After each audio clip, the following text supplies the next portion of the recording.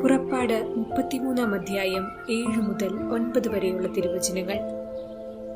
പാളയത്തിനു പുറത്ത് അകലെയായി മോശ ഒരു കൂടാരമടിക്കുക പതിവായിരുന്നു. അവൻ അതിനെ സമാഗമ കൂടാരമെന്ന് വിളിച്ചു.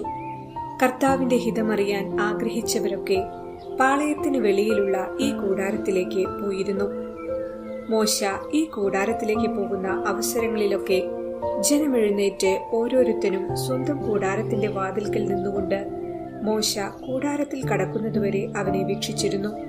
മോശ കൂടാരത്തിൽ പ്രവേശിക്കുമ്പോൾ മേഘസ്തംഭം ഇറങ്ങി വന്ന് കൂടാരവാതിൽക്കൽ നിൽക്കും. അപ്പോൾ കർത്താവ് മോശയോട് സംസാരിക്കും.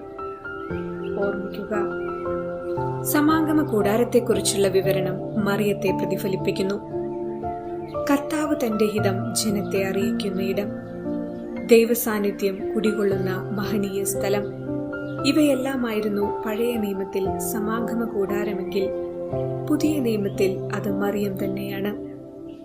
കൂടാരത്തിൽ ദൈവസാന്നിധ്യത്തിന്റെ മേഘം ആവരണം ചെയ്യുന്നതുപോലെ മറിയത്തിൽ പരിശുദ്ധാത്മാവ് ആവരണം ചെയ്തു.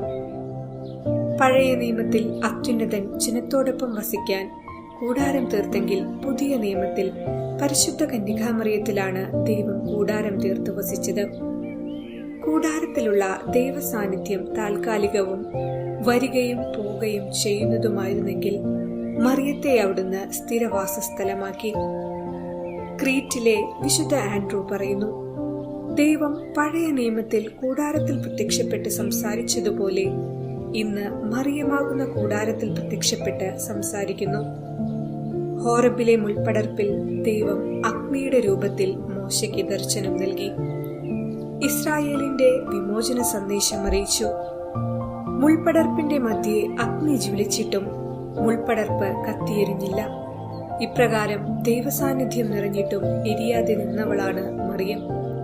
അവളിലൂടെയാണ് മാനവരാശിയുടെ വിമോചന ദൗത്യം ദൈവം നിർവഹിക്കുന്നത്. അവൾ പരമപരിശുദ്ധയായിരിക്കുകയാൽ അഗ്നിയെ സമീപിക്കാൻ യോഗ്യതയുള്ളവളായിരുന്നു. പാപത്തിന്റെ ചെരുപ്പ് അഴിച്ചുമാറ്റാൻ അവളിൽ പാപമില്ലായിരുന്നു. 9 പീയൂസ് പാപ്പ പ്രസ്താവിക്കുന്നു, മോശ വിശുദ്ധ സ്ഥലത്തു കണ്ട മുൾപ്പടർപ്പിലും പിതാക്കന്മാർ മറിയത്തിന്റെ പ്രതിരൂപം കണ്ടു.